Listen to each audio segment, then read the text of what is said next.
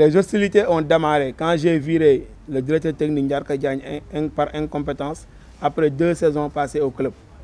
À la fin de la saison 2018-2019, le même DT rejoint la partie amateur que gérait l'association.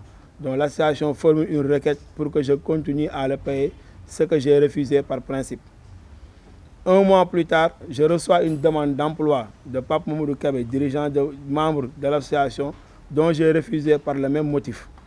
La personne se fâche et se braque contre moi. Il forme un groupe pour faire face à moi. Le groupe boycotte tous les matchs de la défunte saison.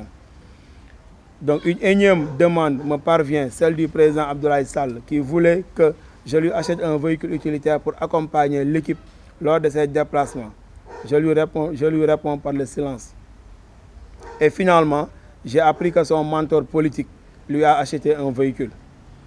C'est durant cette période que j'ai été informé d'une réunion secrète tenue chez Malick Gakou à Mermoz avec quelques personnalités de Guédiawaye pour m'éjecter de la présidence. Aussitôt à la prochaine rencontre de l'association, j'ai donné cette information et leur réaction faisait planer le doute. Mais pour moi, c'était une affaire à suivre. À l'intersaison 2019-2020, période du Covid-19, l'association entame des démarches auprès de certaines personnalités et partenaires pour leur proposer de souscrire à la vente des parts de la société une fois celle-ci mutée en société anonyme. Après un mois de tractation sans succès, l'association me recontacte à nouveau pour que je continue à gérer le club.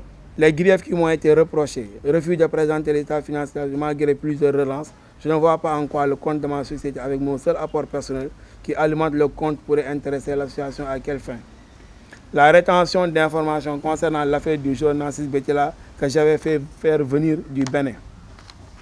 Effectivement, j'assume cette responsabilité avec grandeur. L'avocat a défendu le dossier avec persévérance jusqu'à la commission des chambres des litiges de la FIFA, mais malheureusement, le jour a eu gain de cause. L'emprunt de 3 millions, cet argent a permis au paiement des salaires du mois de mars 2020 et les versements ont été faits dans les comptes des joueurs, staff et administratifs par le secrétaire général et les reçus entre ses mains. La subvention post-Covid, cette subvention a permis d'indemniser ou régulariser les 2 mois de salaire de la période du Covid, tout le personnel, joueurs et staff administratifs, calculé sur la base de la note circulaire de la Ligue sénégalaise de foot pour paiement en période de Covid, versement fait par le secrétaire général du club et reçu détenu par lui-même. Je suis membre de l'association, donc je suis dans le comité exécutif. Je ne suis pas présent, mais ça ne m'empêche pas d'aller en réunion. Il n'y a aucun problème, je n'ai pas fait de faute de gestion, je n'ai rien fait. C'est juste, on a compris, c'est politique, mais il n'y a pas de souci.